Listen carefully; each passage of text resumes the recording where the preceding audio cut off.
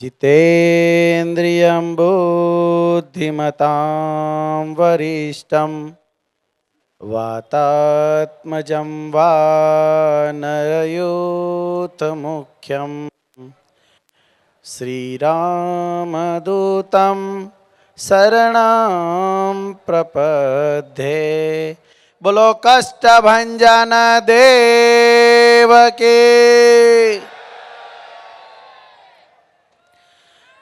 परात्पर इष्टदेव भगवान स्वामीनारायण આજે હનુમાન જયંતીની પૂર્વ સંધ્યાએ શ્રદ્ધા કા દૂસરા નામ એવા સાળંગપુર ધામના પ્રાંગણમાં કિંગ ઓફ સાળંગપુરના ચરણારવિંદમાં અનેકવિધ કાર્યક્રમોની વચ્ચે આપણા સૌને લાડ લડાવતા, આપણા સૌને દર્શનનું, દાદાની ભક્તિનું સુખ આપતા અપાવતા એવા પૂજ્ય અથાણાવાળા સ્વામીના સંત મંડળના સ્નેહી લાડીલા વંદનીય પૂજ્ય શાસ્ત્રી સ્વામી હરિપ્રકાશદાસજી સ્વામી, અખંડ ઉત્સાહી પૂજ્ય વિવેક સ્વામી, ડીકે સ્વામી, નીલુ ભગત, આ પ્રસંગમાં પધારેલા સંતો, તમે સૌ વાલા દાદાના ભક્તો,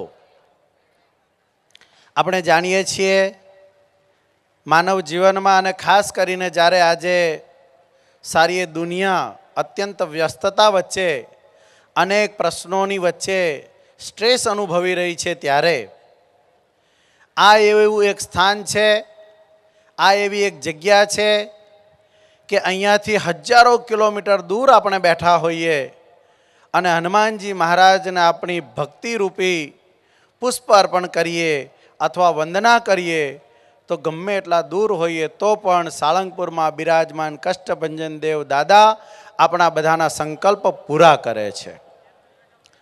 આપણે સૌ જાણીએ છીએ કે પૂજ્ય શાસ્ત્રી સ્વામી હરિપ્રકાશદાસજી સ્વામી આજે સારાએ ગુજરાત અને દેશભરમાં વિદેશમાં પણ માણસો જ્યાં ભયભીત છે, માણસો જ્યાં ઉદાસીન છે, માણસો જ્યાં ચિંતામાં છે, એના પ્રશ્નો અહીંયા બેઠા બેઠા દાદાની ભક્તિરૂપી સંકલ્પ આપીને પૂર્ણ કરી રહ્યા છે અને એનો તમને સૌને નાનો મોટો ક્યાંક ને ક્યાંક કોઈને કોઈ અનુભવ પણ થતો હોય છે. આપણે અનેક તીર્થો જોઈએ છીએ.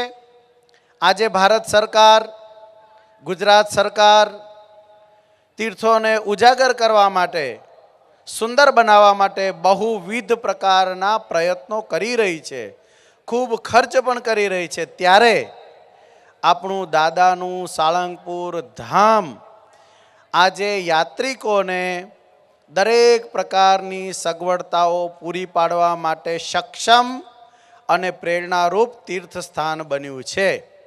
એની પાછળ આપણે આપી શકાય તો વિવેક સ્વામી આદિ એમના ટીમ અને તમે બધા સમર્પિત દાદાના હરિભક્તોને, કે લોકો કળા શીખ્યા છે, કોઈ વગાડવાની કળા, કોઈ નૃત્ય કરવાની કળા, કોઈ સરસ મજાનું પ્રોજેક્શન કરવાની કળા, કોઈ ગોઠવણી કરવાની કળા, કોઈ અહીંયા સુંદર રંગોલી પૂરવાની કળા, એ બધાએ પોતાની કળાને અર્થ ઉપાર્જન માટે જગતભરમાં વાપરે છે. કોઈ શેઠિયાન ઘેર લગ્ન હોય તો સરસ મજાની રંગોળી પૂરાતી હોય, કોઈને ત્યાં બંગલો સુંદર બન્યો હોય તો સરસ મજાનું લાઇટિંગ થતું હોય, કોઈ જગ્યાએ નાનો મોટો પ્રસંગ હોય તો ત્યાં આગળ આવા ડાન્સ કે આવા નૃત્ય થતા હોય.